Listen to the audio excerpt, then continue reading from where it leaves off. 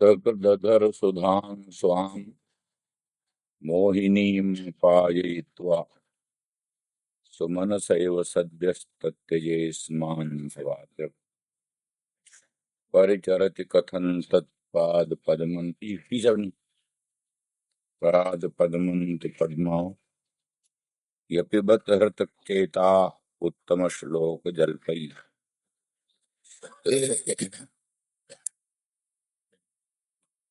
कल के प्रसंग में ये कहा गया कि वो सुधा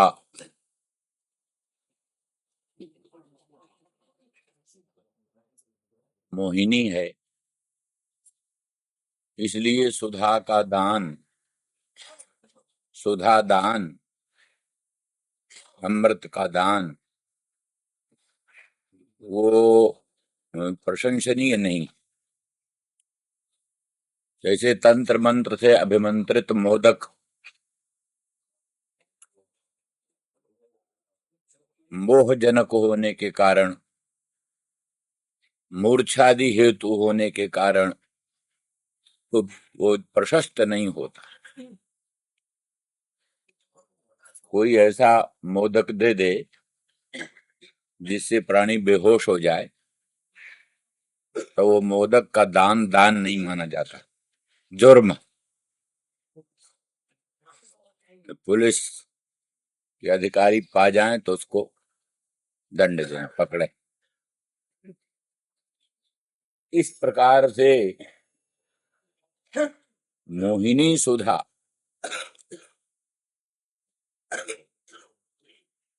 विवेक भ्रंश करी, विवेक भ्रंश करी, विवेक भ्रंश कर देती, इसलिए ये सुधा का दान अभीष्ट नहीं। उन्होंने कहा था ना, कोई जल दान करता है तो भी प्रशंसनीय होता है, उपालंभनीय नहीं होता। उन्होंने तो आप लोगों को सुधा दान किया, सुधा दान किया, फिर उनका आक्रोश क्यों कर रही इस पर ही।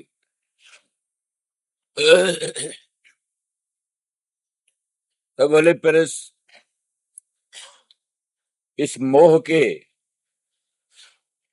उतारने का कोई उपाय करो। मोह व्याप्त हो गया है तो उसको, मोह के अपाकरण का, मोह की निवृत्ति का कोई उपाय करो। तो बोले वो उपाय सहस्रों से भी वो आसक्ति,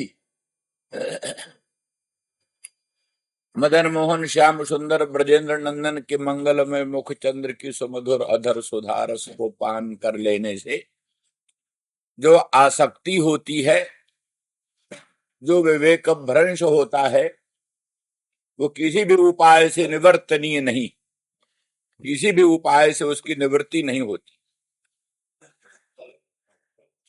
इसी बात को सूचन करते करते हुए बोले स्वाम माने असाधारणीम, स्वाम असाधारणीम सुधाम, तो असाधारणी सुधा है,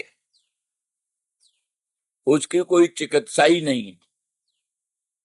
तज्जनित मोह की निवृत्ति किसी अन्य उपाय से संभावित नहीं। सुकृतधर सुधान स्वाम मोहिनी।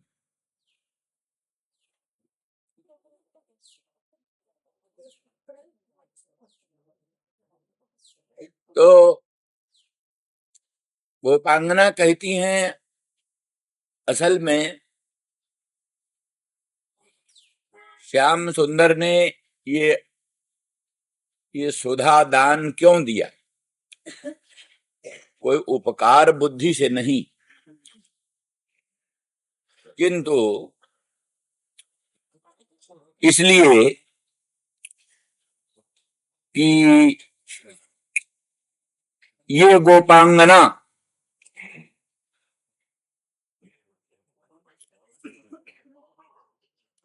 मेरे दिए हुए कष्टों से कभी मृत न हो जाए। मैं जो इनको कष्ट देता हूं,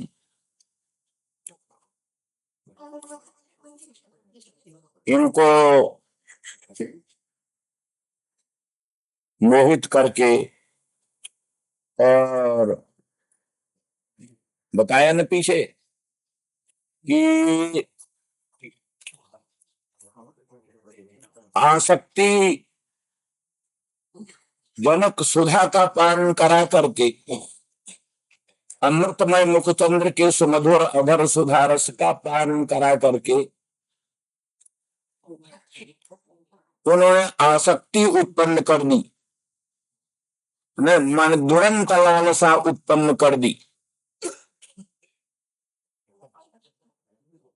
और साथ ही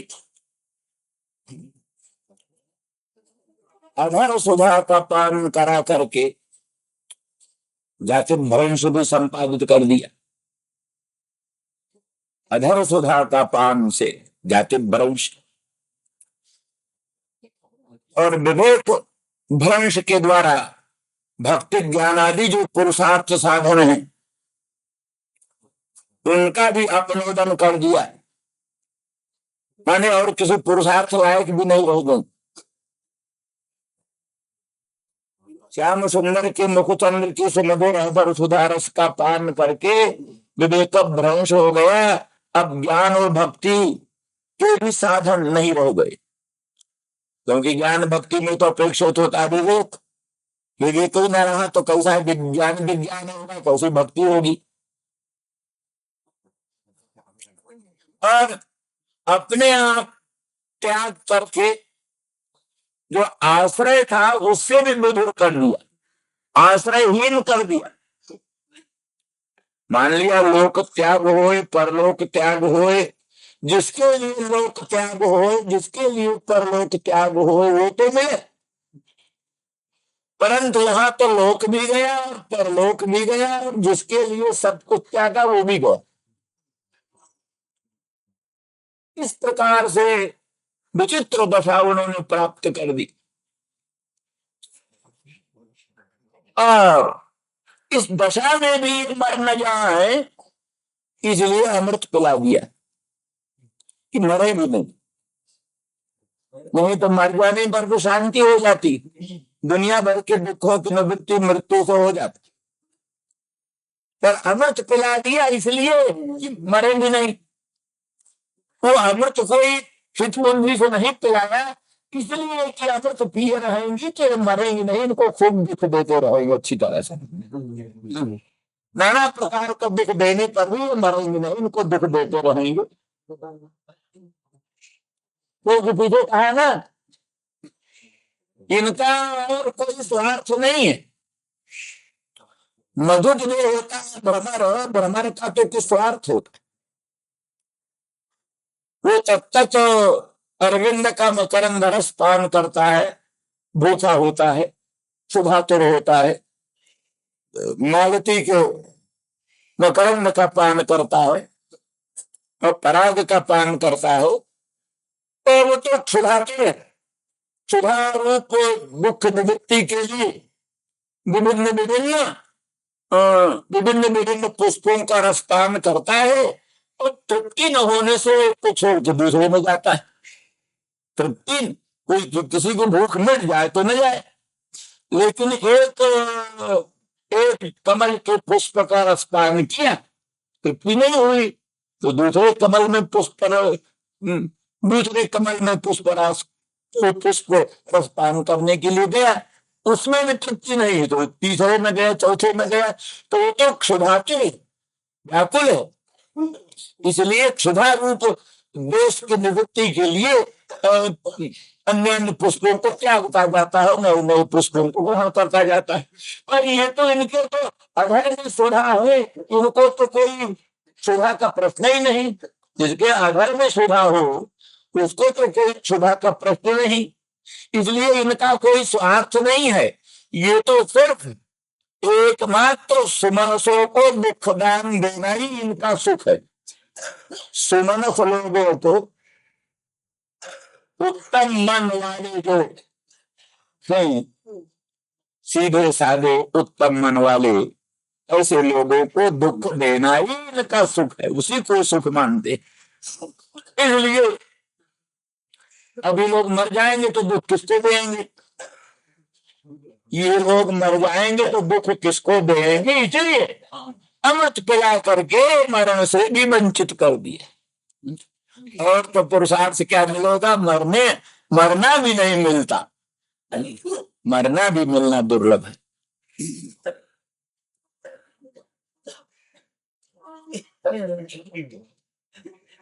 विश्वनाथ चक्रवर्ती लिखते हैं, वो कहते हैं कि कोई जो शुष्क काष्ठ से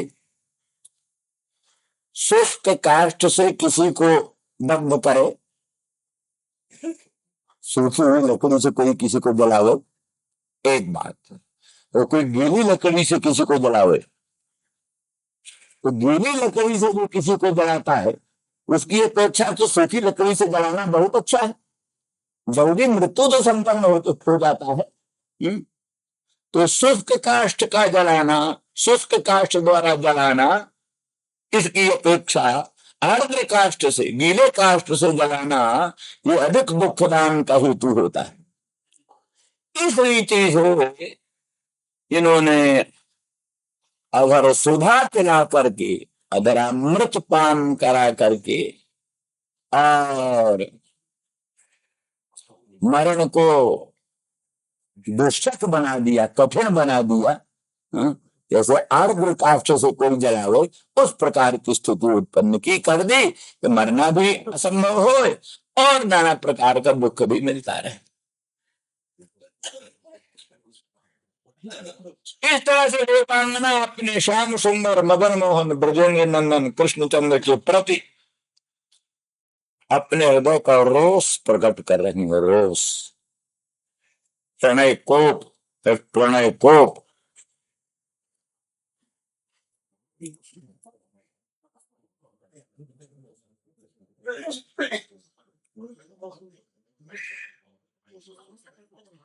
इसलिए चक्रधर सुधां स्वाम मोहिनी पायित्वा सुमन सेव सद्यस्तत्यजोस्मान भवादृक्।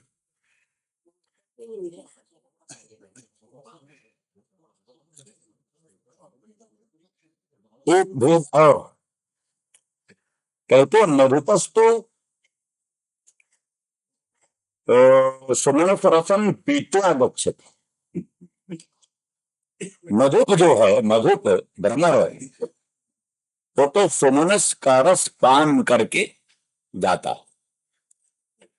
पर श्याम सुंदर पायित्वा गता,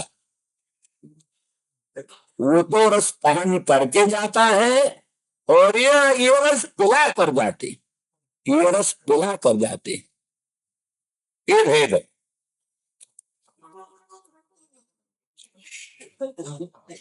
तो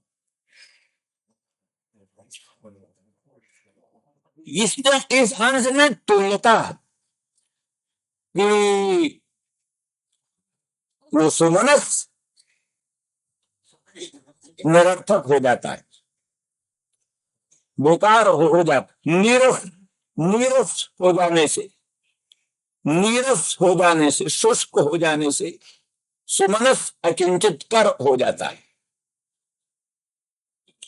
इसी तरह से श्याम सुंदर ने जिसको अपने मंगलमय मुख चंद्र की सुमधुर अबर सुबारस पिला दिया, वो भी बेकार हो जाता है, निरर्थक हो जाता है, जगत के काम के लायक नहीं रह जाता, उनको दुनिया में कहीं रस उत्पन्न नहीं होता। अन्यत्र रसानुत्पादनार्थम, जिसको भगवत रस प्राप्त हो गया, दूसरा रस कहाँ आएगा? भगवत रस की अनुभूति होने के बाद दुनिया का कोई वो रस नहीं भाषित होता, न उसके प्रति इतर राग इतर राग जो है, दुनिया का इतर राग जो है, इतर राग को ये विस्मरण कर देता, भुला देता, दुनिया का राग कोई रहने नहीं देता। इसलिए दुनिया में कहीं रस, किसी जगह में रस की अनुभूति नहीं होती। जिसको भगवत रस की अनुभूति हुई उसको दुनिया में किसी भी रस की अनुभूति नहीं होती। तो दुनिया में जिसको रस में भाषित हो, दुनिया में क्या व्यवहार करे? लोग कहते हैं भाई दुनिया में कुछ रस नहीं रह गया। तो जो कुछ रस नहीं है व्यवहार में, रस नहीं है संसार में, कौन फिर संसार करता है?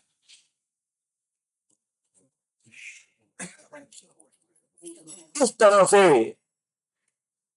ये सर्व पुरुषार्थ त्यागन के लिए, जितने भर भी पुरुषार्थ हैं सभी पुरुषार्थों को समूल उन्मूलन कर देने के लिए श्याम सुंदर का ये प्रयास था। अपनी मोहिनी सुमधुर अधर सुधा रस को पिलाना, मोहिनी सुमधुर अधर सुधा को पिलाना, ये सुधा के पिलाने का उद्देश्य सर्व पुरुषार्थ का व्यापारण।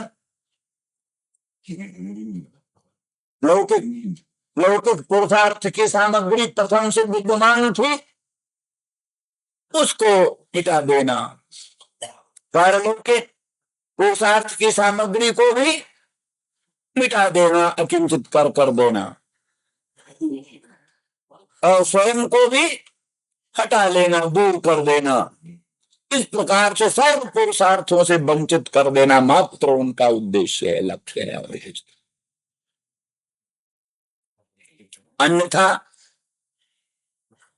यदि दया होती, अनुग्रह की बात होती, तो फिर उस सुमधुर सुधा रस को सदा पिलाते रहते। यदि अनुग्रह की बात होती, दया की बात होती, तो फिर उस सुमधुर अधर सुधा रस में दुरंत लालसा उत्पन्न करके फिर उसको निरंतर पिलाते रहते।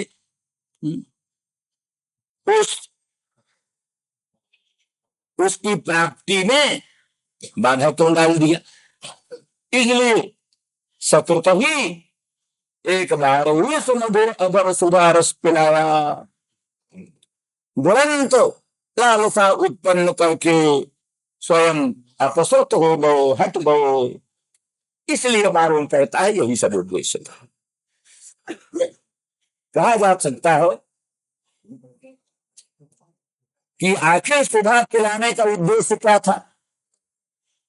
नहीं, प्रयोजन निरुद्देश्य मन पकड़ते थे, बिना प्रयोजन के तो किसी मन की भी प्रवृत्ति नहीं होती।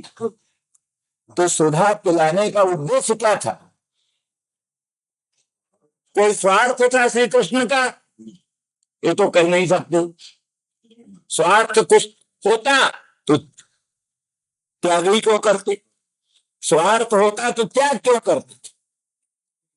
त्याग दिया, गोपांगनाओं को त्याग दिया,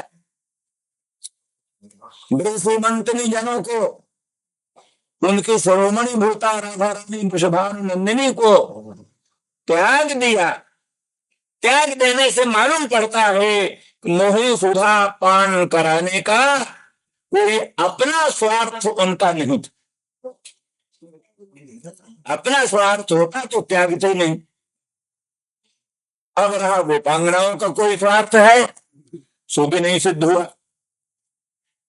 क्योंकि स्वार्थ क्या हुआ? जब दुख निवृत्ति हुई नहीं, दुख निवृत्ति उत्तरोत्तर बढ़ती गई, तो दुख निवृत्ति उत्तरोत्तर बढ़ती गई तो फिर उनका भी स्वार्थ क्या हुआ? निरुद्देश्य प्रवृत्ति होती नहीं। तो ये सुमधुर अधर सुधा का पान क्यों कराया? इसलिए भक्त जन की कल्पना है, इसका उद्देश्य है निरोध। जिस निरोध की कल चर्चा की, निरोध माने संसार से मन हटा हटा कर अपने स्वरूप माधुर्य में मन को अवरुद्ध कर देना। सद्यो हृदय अवरुद्ध कृत भी वाली बात। सद्य सद्य प्राणी के अंतःकरण को अपने स्वरूप सौंदर्य में, स्वरूप माधुर्य में निरुद्ध कर देना, यही उद्देश्य। जब चित्त निरुद्ध होगा तो उसमें भगवान अवरुद्ध हो जाएंगे। भगवत चरित्र में अवरुद्ध चित्त में भगवान अवरुद्ध हो जाते हैं। भगवत स्वरूप माधुर्य में जिसका चित्त अवरुद्ध हो गया उसके चित्त में भगवान अवरुद्ध हो जाते हैं। सद्यो हृदय अवरुद्ध होते, कैसे भगवान सद्य हृदय में अवरुद्ध होते? इसीलिए कि जिसके हृदय में द्रवता होती है, हृदय में द्रवता होती है, उसके द्रवीभूत चित्त में भगवान का प्राकट्य होता है, ये भगवान का स्थायी भाव हो जाता है। जैसे पिघली हुई लाह में को रंग पड़े तो रंग स्थायी भाव को प्राप्त हो जाता है, रंग स्थिर हो जाता है पिघली हुई लाह में। ऐसे भक्त का द्रवीभूत चित्त में भगवत स्वरूप का प्रादुर्भाव होता है तो भगवत स्वरूप में स्थिरता आ जाती है, भगवत स्वरूप में स्थायीता आ जाती है, उसके अंतःकरण में भगवत स्वरूप की स्थायीता हो जाती है। वही भगवान का अंतःकरण में, हृदय में अवरोध, सद्यो हृदय अवरुद्ध। पर जब तक भक्त का चित्त नहीं अवरुद्ध हो भगवान में, तब तक उसके चित्त में भगवान अवरुद्ध नहीं होते। भगवान किसी के चित्त में तभी अवरुद्ध होते हैं, किसी के अंतःकरण में बंदी कैदी भगवान तभी बनते हैं जब उसका अंतःकरण पहले भगवान में बंदी हो गए, भगवान में जिसका अंतःकरण कैदी हो गया, भगवान के स्वरूप में जिसका अंतःकरण एकाग्र हो गया, और जिसके अंतःकरण में द्रवता आ गई, द्रवी भाव हो गया, उसी द्रवी भाव अंतःकरण वाले पुरुष के अंतःकरण में भगवान का अवरोध होता है।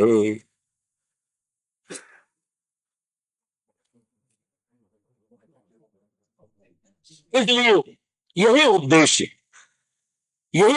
हो सकता है, और कोई उद्देश्य नहीं हो सकता। मोहिनी अधर सुधा के पान कराने का एकमात्र उद्देश्य यही है कि प्राणी का मन भगवान में निरुद्ध हो, एकाग्र। क्योंकि जिसको स्वाद नहीं प्राप्त है, जो भगवान के अनंत माधुर्य को नहीं जानता, अनंत सौंदर्य को नहीं जानता, भगवान के अचिंत्य अनंत लोकोत्तर कल्याण गुणगणों का अनुभव नहीं कर पाता, भगवान के श्री अंग की अनंत सुंदरता, मधुरता, सरसता का स्वादन नहीं कर पाता, उसको भगवान के स्वरूप में आसक्ति नहीं होती। भगवान के स्वरूप में आसक्ति नहीं होती। जिसको भगवान के स्वरूप में आसक्ति नहीं होती उसमें भगवान का अवरोध नहीं होता, उसमें भगवान का आविर्भाव नहीं होता। ये स्वाभाविक कार्य का भाव है।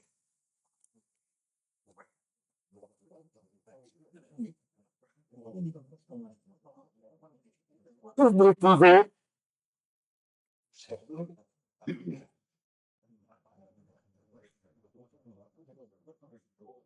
सकृदभर सुधां स्वां मोहिनीं पाययित्वा सुमनसौ सद्यस्तप्त्यजेस्मान् भवाद्रिको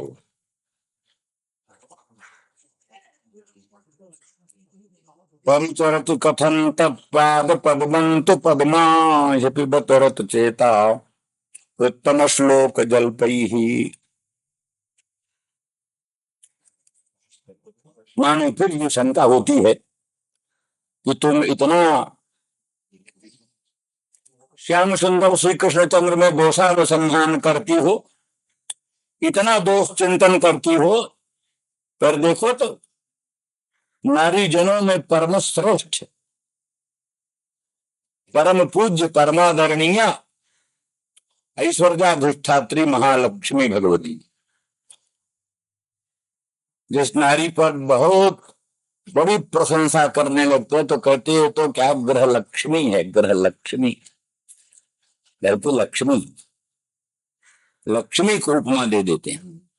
उत्तम नारी को कहते ग्रह लक्ष्मी। तो इसलिए लक्ष्मी की बड़ी लोकोत्तर महिमा है। वो लक्ष्मी साध्वी सती पतिव्रताओं में ललाम भूता, भूषण भूता, और वो लक्ष्मी भगवान के मंगलमय पादार बिंद के आराधन में सदा संलग्न रहती है।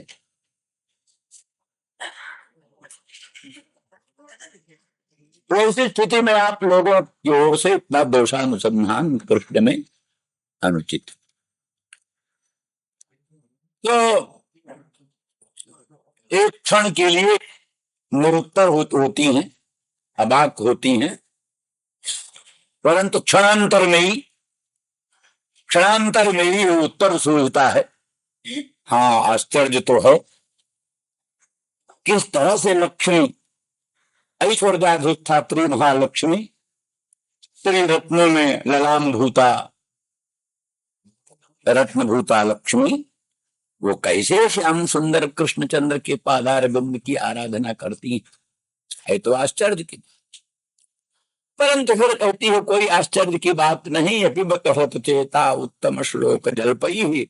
उत्तम श्लोक के जो मीठे मीठे वचन हैं, उन मीठे मीठे वचनों का एक चमत्कार है। मीठे मीठे वचनों के चमत्कार में चमत्कृत होकर वो भी विवेक शून्य हो गई। इसलिए विवेक शून्य होने के कारण ही छद्म से युक्त श्याम सुंदर ब्रजेंद्र नंदन का अनुसरण करती। इसलिए वो तो उदासीन है, निरपेक्ष। शुरू में ही कहते लक्ष्मी ने वर्णित उसी हालत में किया। क्षीर समुद्र का मंथन करने से लक्ष्मी का प्रादुर्भाव हुआ, तो लक्ष्मी के अनंत सौंदर्य से, अनंत माधुर्य से, दिव्य आभा प्रभा कांति से मोहित होकर सभी लक्ष्मी को चाहने लगे। लक्ष्मी को कौन न चाहे। तो लेकिन फिर लक्ष्मी किसको मिले? तेरी निश्चय हुआ लक्ष्मी स्वयं, जिसके कंठ में अपनी बनमाला डाल दे, जयमाला डाल दे, स्वयंवर हो। लक्ष्मी स्वयं जिसके कंठ में जयमाला डाल दे, उसी को लक्ष्मी। अब लक्ष्मी ने सोचा किसके कंठ में जयमाला डाले, हमको बहुत लोग चाहते हैं। बहुत लोग हमको चाहते हैं, परंतु क्या करें, जो दो लोग हमको चाहते हैं उनको हम नहीं चाहते।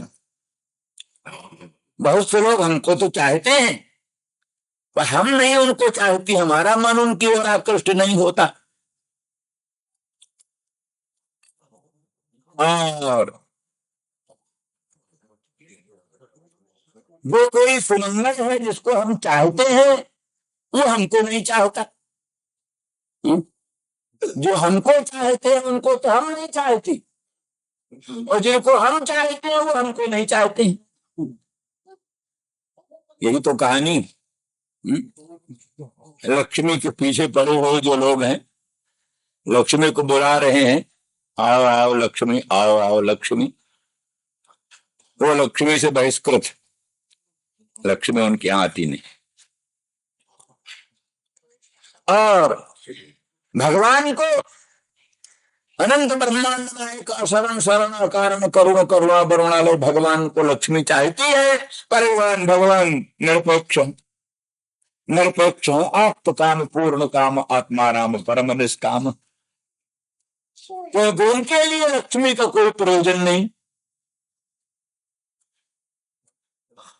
एक प्रयोजन में वही तीन चीज आती है जो हम कहते हैं, अतिशयाभान, महत्वातिशयाभान, आनंदातिशयाभान और अनर्थ निवारण।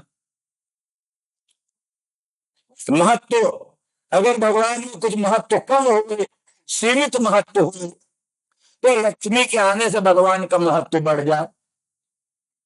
पर जो निरक्षय बृहत स्वरूप है, जिस भगवान की बृहत्ता ब्रह्मरूपता निरक्षय है, बल्कि अनंत पद समभिव्याह तो ब्रह्म पद, अनंत पद समभिव्याह तो ब्रह्म शब्द है। सत्यम ज्ञानम अनंतम ब्रह्म, केवल ब्रह्म होता तो कुछ दूसरा अर्थ सोच लेते, सीमित महत्ता ब्रह्म की मान लेते, लेकिन वहां तो अनंतम ब्रह्म है।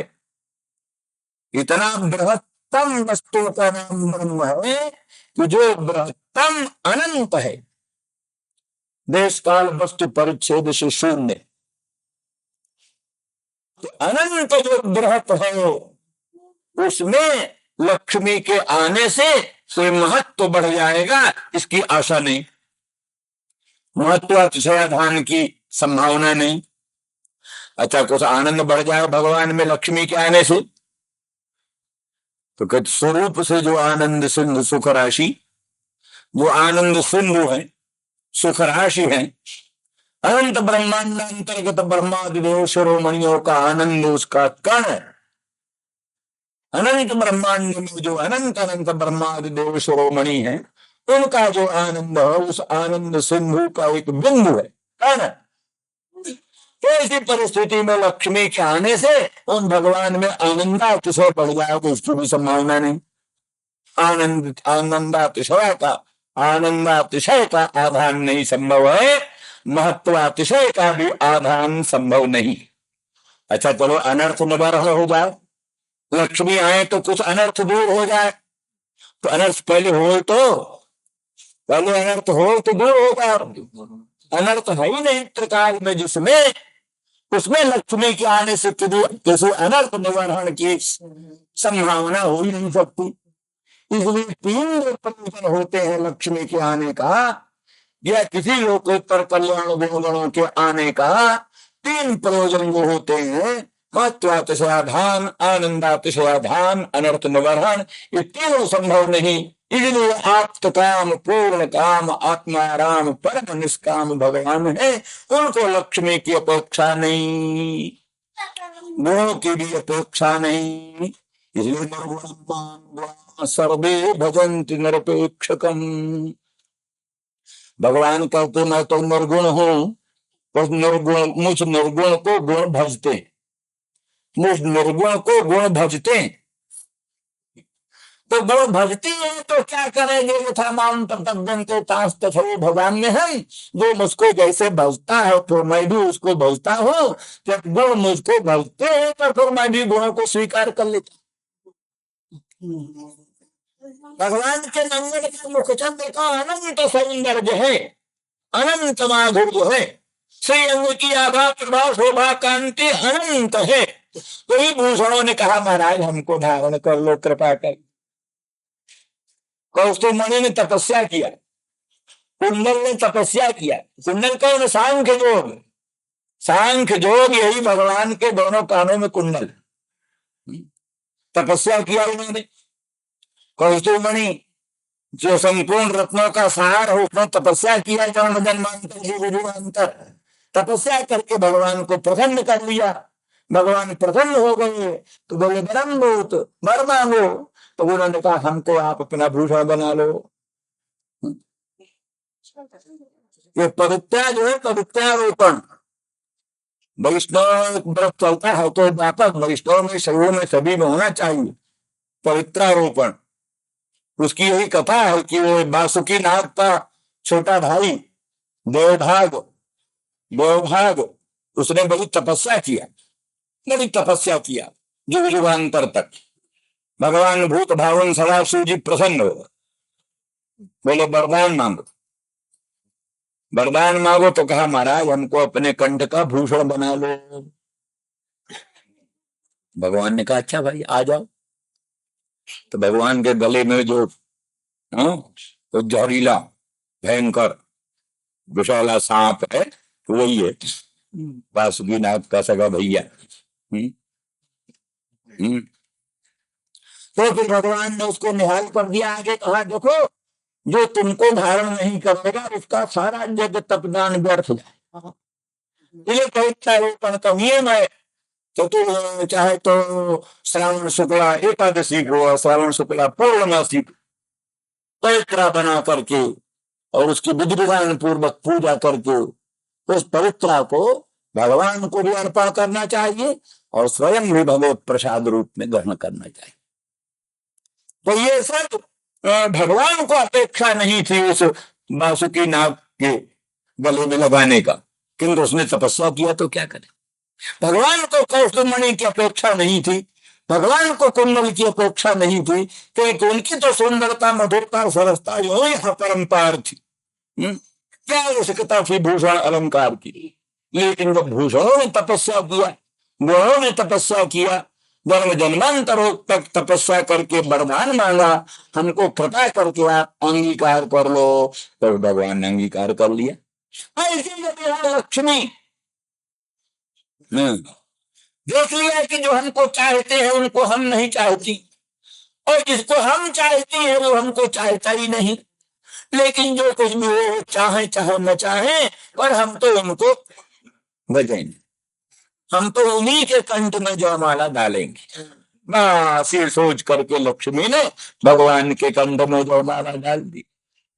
जब डाल दिया तो भगवान ने कहा, अच्छा लक्ष्मी तुमने जयमाला डाल दिया, हमारे न चाहने पर भी तुम हमको चाहती हो, तो आओ हम तुमको अपने हृदय पर स्थान दे। इसलिए भगवान ने अपने वक्ष स्थल पर, हृदय स्थल पर लक्ष्मी को निवास दिया।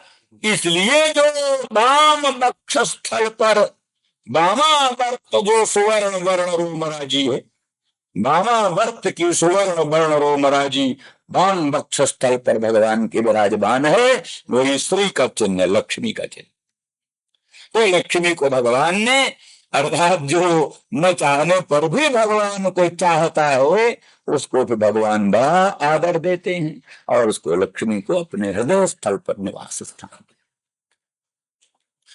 इस तरह से लक्ष्मी ने, इंदिरा ने इस भाव से सर्वानपेक्ष हो करके, सर्व त्याग करके, ब्रह्मादो भूतिथं जगदांग मोक्ष कामास तपस्समचरन् भगवत प्रपन्ना सा श्री सुभासनरविंद वनम विहार युक्ताब पंकज मलम भजते नुरक्ता। अनुरागिनी श्री अपने अरविंद वन निवास स्थान को छोड़कर, तो कंगना कहती है क्या बात है, कमला कमला पद्मा वो पद्माश्रिता रहती है, पद्म में ही रहती है, तो सुभाष अरविंद वन छोड़ा तो भी भगवत पदारविंद वन मिल गया, क्या बात। क्या छोड़ा और क्या पाया। भगवत पदारविंद, अरविंद तो मिल गई, अरविंदासना, अरविंद प्रिया लक्ष्मी को भगवत पदारविंद मिल गया, तो क्या बात हुई। तो हम लोगों के जैसे दुर्दशा उसकी कहां हुई, हम लोगों जैसी दुर्दशा कहां हुई उसकी। वो तो भगवान के वक्षस्थल में निवास प्राप्त कर गई, भगवान के पदारविंद अरविंद छोड़कर आई, भगवत पदारविंद मिल गया, तो इसलिए उसको कौन सा दुख हुआ।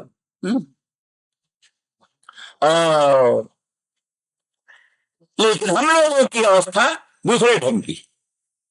फिर भी उनके इन जो जिन जिन जिन दुर्गुणों का हम वर्णन कर रही हैं, अगर लक्ष्मी जान जाती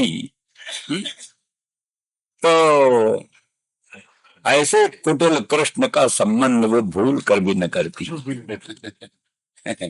तो विचारी जानती है, क्यों नहीं जानती, उत्तम श्लोक जल पई। अथवा इसका ही अर्थ हो, एक मुझे बात बताई था कि वो तो नहीं है, लेकिन उनके जो बंदी लोग हैं, भाट लोग हैं, वो गुणगान करते रहते हैं, भाट लोग।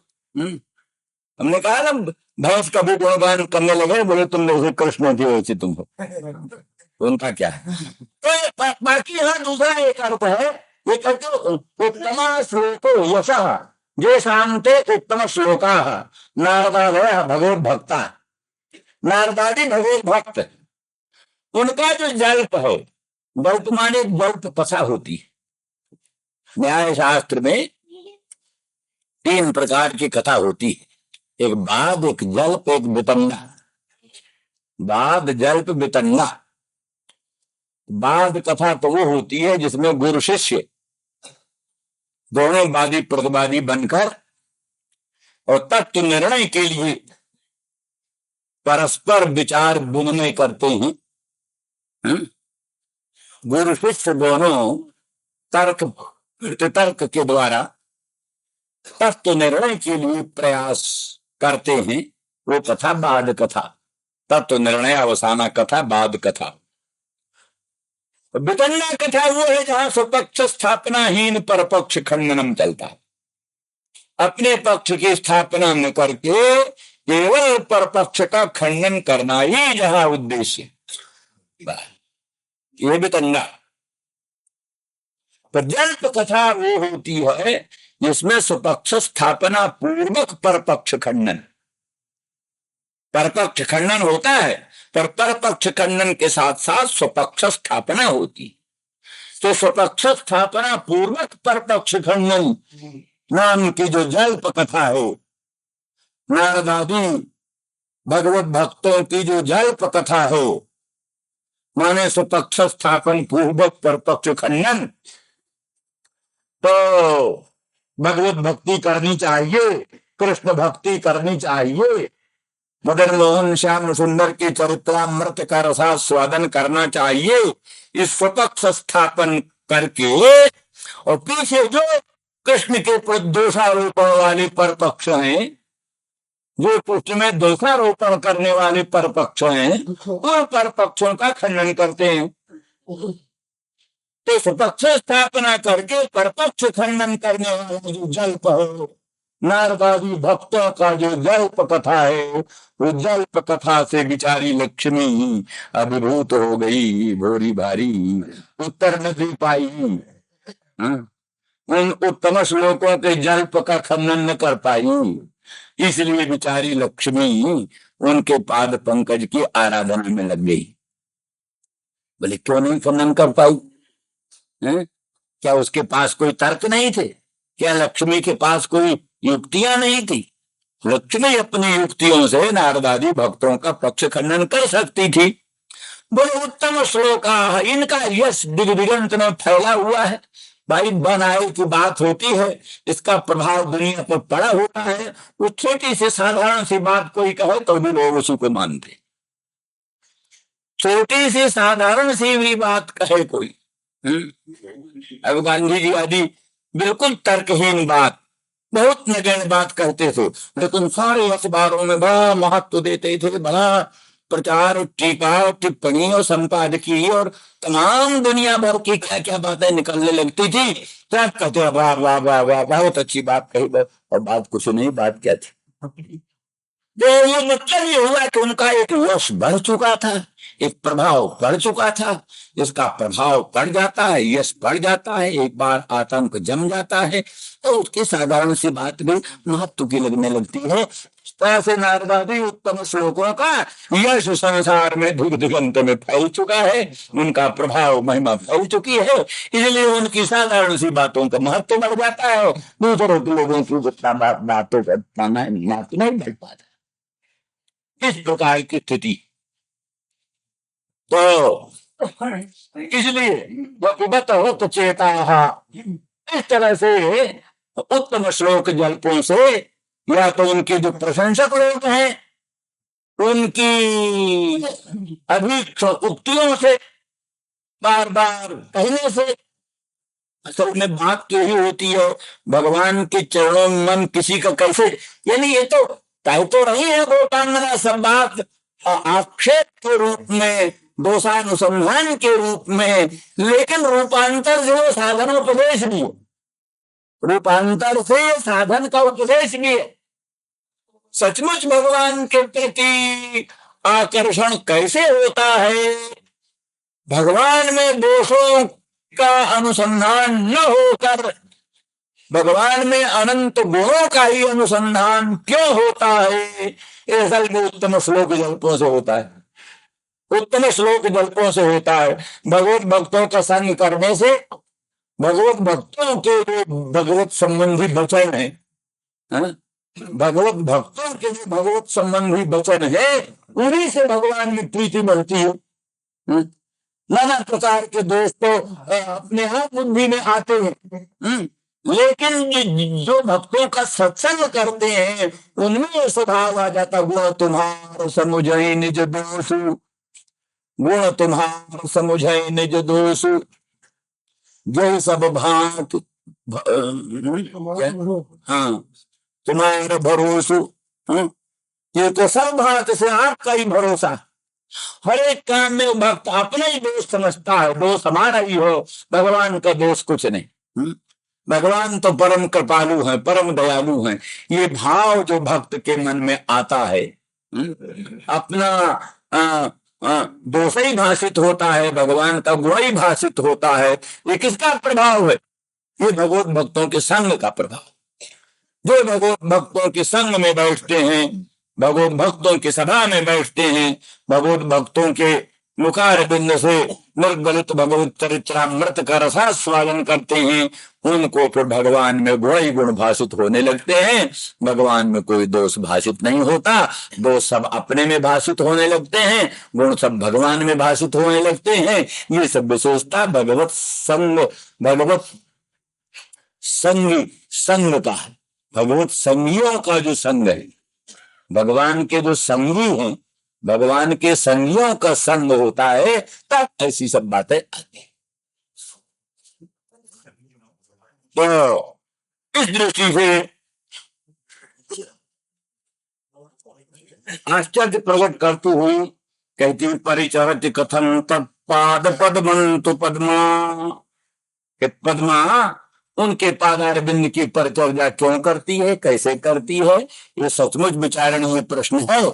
तो ज्ञातम, ठीक है, मालूम हो गया किस तरह से वो उत्तम श्लोक जल्पों से विचारी का चित्त, विचारी की बुद्धि अपहृत हो गई है, इसलिए विवेक शून्य हो गई है। इसलिए वो स्वयं दोषानुसंधान नहीं करती और अनुसरण करती हुई उनके पादारविंद की आराधना करती है।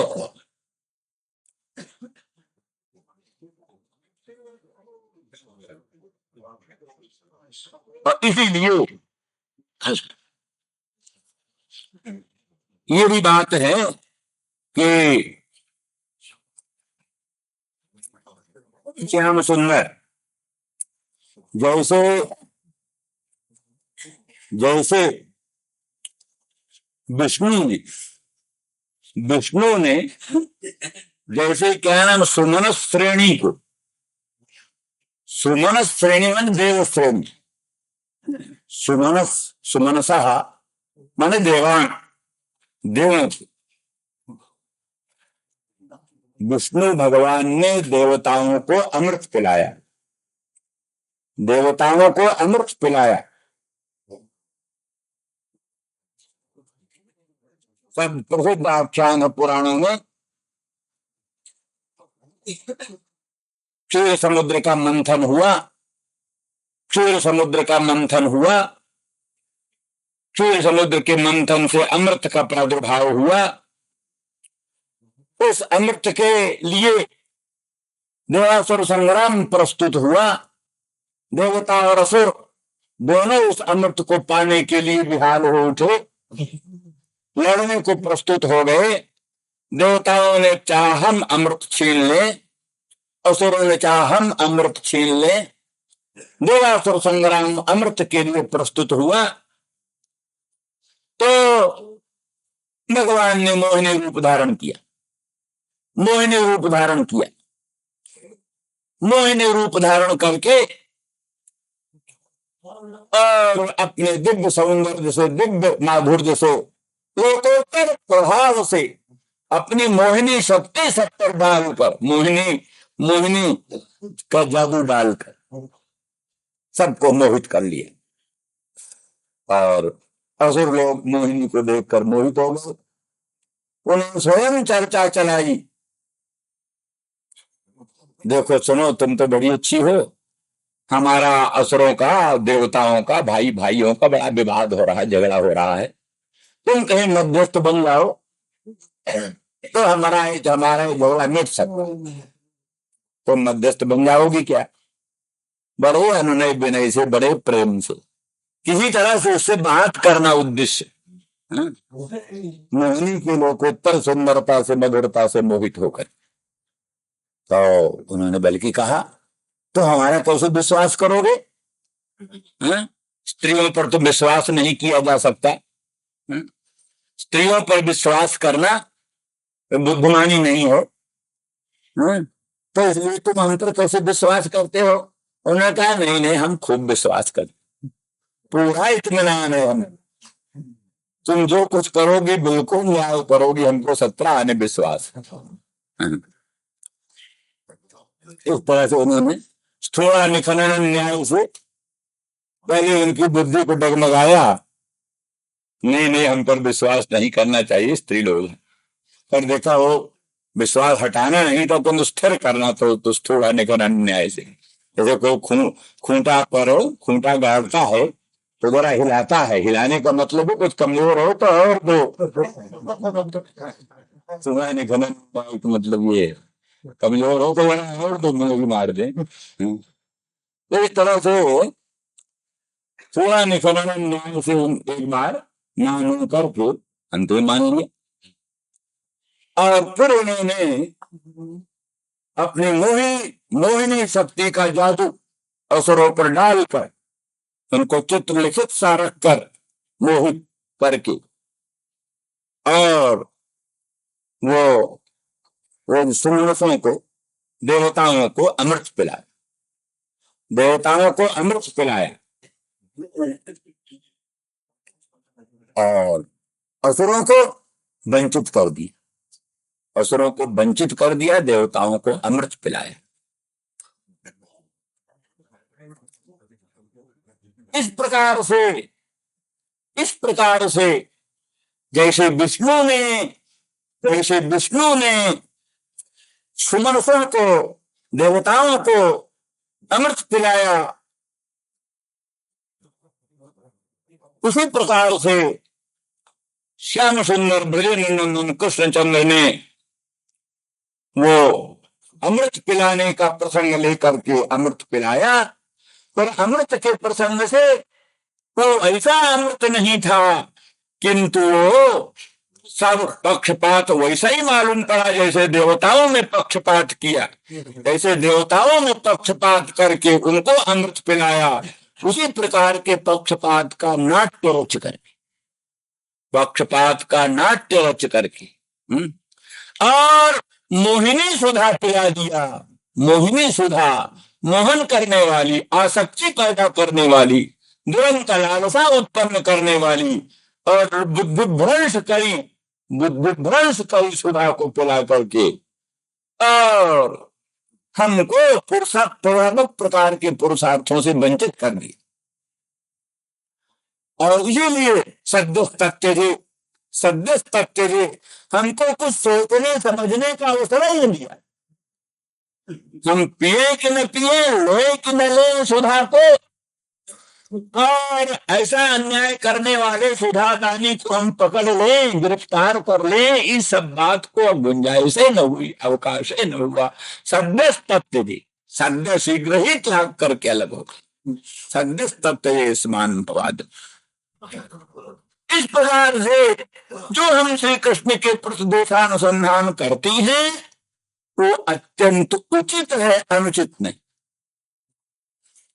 यद्यपि तुम कल्पना करते हो कि उनमें कोई दोष नहीं है, कृष्ण में कोई दोष नहीं है, पर यह क्यों नहीं अनुमान? पहले कहा था ना, जैसे धूली पटल में धूमक भ्रम होता है, धूली पटल में धूप का भ्रम होता है, उससे होने वाला बनने अनुमान मिथ्या होता है। एक प्रकार से तो हमारे श्मश्रु की पीतना को देखकर, श्मश्रु की पीतता को देख करके जो तुम कल्पना करती हो कि कोई कुंकुम के आघ्राण से इसके श्मश्रु में पीतता आई हो और कुंकुम भगवान के पुरस्थल में विद्यमान जो बनमाला है उस बनमाला की कुंकुम है, और बनमाला की भी कुंकुम कहाँ से आई? तो कोई उनके मथुरा की जो पट्टरानियां हैं या कुब्जा है, कुब्जा के उरोजों में जो संलग्न कुमकुम था वही कुमकुम उनकी बनमाला में आ गई और उसी बनमाला को आप ग्रहण करते हुए तुम मधुप के भी श्मश्रु में प्रीतता आ गई, इत्यादि इत्यादि जो कहा था। तो कहा ये तो सब भ्रांति है तुम्हारी, जैसे धूल पतल में धूम का भ्रम, ऐसे हमारे श्मश्रु की प्रतिमा को देख करके तुमको एक प्रकार का भ्रम हुआ। उसका उत्तर देती नहीं, भ्रम नहीं है, यो क्यों नहीं देखते?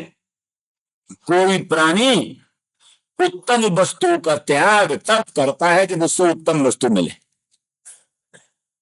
कोई प्राणी उत्तम वस्तु का त्याग तभी करता है जब उसको उससे उत्तम वस्तु मिले। तो ब्रज श्रीमंतनी जैसी दिव्य नायिका, जहां ब्रज की साधारण स्त्री भी पद्मा लक्ष्मी, ब्रज की साधारण स्त्री भी लक्ष्मी, साधारण वृक्ष कल्पवृक्ष, साधारण ब्रज का वृक्ष कल्पवृक्ष है। इस प्रकार से जो कि क्या नाम ब्रज श्रीमंतनी, और उनमें भी प्रसिद्ध